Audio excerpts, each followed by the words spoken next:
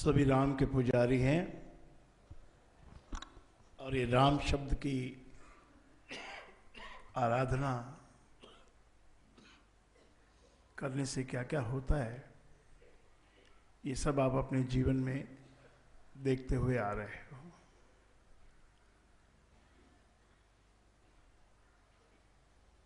हो। राम, गुरु, आत्मा और प्रेम और आनंद, ये सब एक ही फिनोमिना है, एक ही वस्तु है।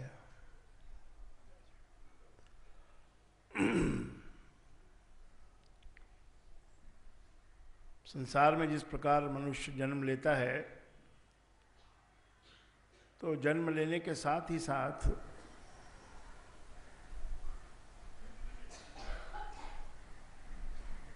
हर प्रकार से उसको अपना विकास करना होता है और उसी के लिए संघर्ष भी करना पड़ता है। जिस प्रकार संघर्ष ये जीवन का एक अनिवार्य अंग है, ऐसे ही आत्मा जो है, आत्मा का दीदार करना मतलब प्रेम को अपनाना, शेयर करना। क्योंकि आप जो कमाते हो वो भी शेयरिंग से ही आप कमाते हो, अकेले अपनी ताकत से आप नहीं कमाते हो, शेयरिंग करके ही कमाया जाता है और कमाई हुई संपत्ति को शेयर करके ही खर्च किया जाता है। ये भेद जिसने जान लिया, उसके जीवन में फिर कोई दुख नहीं बचता है। जब शेयर ही करना है, ज़्यादा है तो भी शेयर करना है, कम आए तो भी शेयर करना है। आता ही शेयर की शेयरिंग के कारण से है। जय जय जय जय। आप जो कर्म करते हो सब एक प्रकार से सब परस्पर होके एक दूसरे पे आधारित होकर करते हो और उसकी फल आपको मिलता है कमाई के रूप में। वो आपके हाथ में दिया जाता है कि ये तुमने किया है तो ये लो। और जो आत्मा को जानते हैं, जो आत्मा का जप करते हैं, चिंतन करते हैं, वो राम का भी जप, वो आत्मा का जप, बात एक ही है। उनके अंदर से प्रेम के परनाले फूटते हैं, प्रेम का झरना निकलता है उनके अंदर से। तेरी मेरी समाप्त होती है और प्रेम का प्रवाह बढ़ता है और उस प्रेम के प्रवाह में सारी जो मलाल है, जो क्लेश है, जिंदगी के जो शोक हैं, वो सब ये जो राम शब्द है, जो गुरु की दी हुई, गुरु के वचन है, इनको हरि कहा जाता है। हरे हरे मुरारे, हरि, ये सब इन सब चीजों को हर लेता है। दुख को हर लेता है, संताप को हर लेता है, तीनों तापों को हर लेता है। शेयर करना सीखो। अपने पास जो है उसी में से थोड़ा सा घर वालों के लिए तो है ही, और घर वालों के लिए भी बहुत अधिक होने के बाद तब देंगे ऐसा मत सोचो। जो है उसी में से कुछ शेयर करना है, बस इतना ही है। मुंबई में वड़ा पाव चलता है तो 10 रुपए का वड़ा पाव आप रोज भी खिला सकते हो, हफ्ते में एक बार खिला सकते हो, महीने में एक बार खिला सकते हो। इससे एक एंट्री मिलती है आपको, आपके एक प्रवेश मिलता है, आपको आत्म जगत में प्रवेश पाते हो आप, जहां प्रेम का दरिया बह रहा है।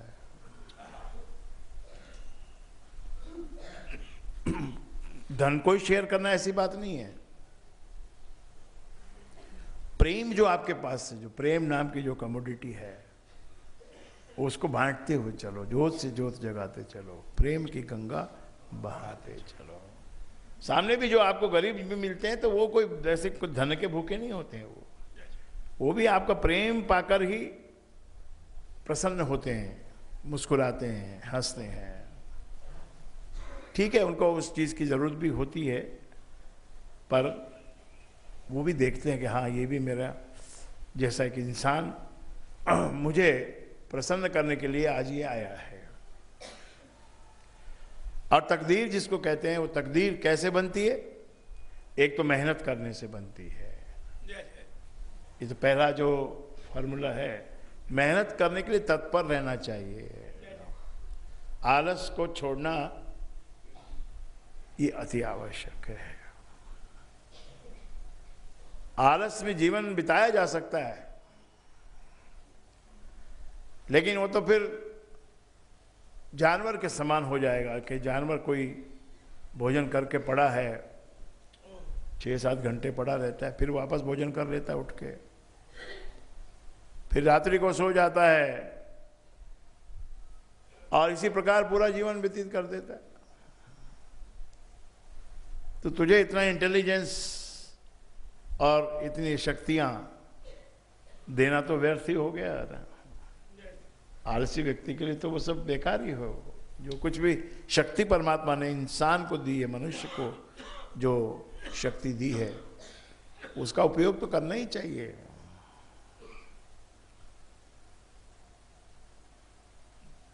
कोई 1000 वोल्ट का बल्ब हो और मामूली सी रोशनी देता हो तो उसको बदनामी होती है, उस बल्ब की, उस बल्ब बनाने वाले की बदनामी होती है। अपनी शक्ति का विकास करना यह स्वभाव है हर जीव का। छोटे से छोटा जीव भी अपने प्राणों की रक्षा करता है और विकास की तरफ बढ़ता है। आत्मा खिलना, आत्मा को खिलना है। जब हमको प्रेम नहीं मिलता, हमारी आत्मा बुझ जाती है।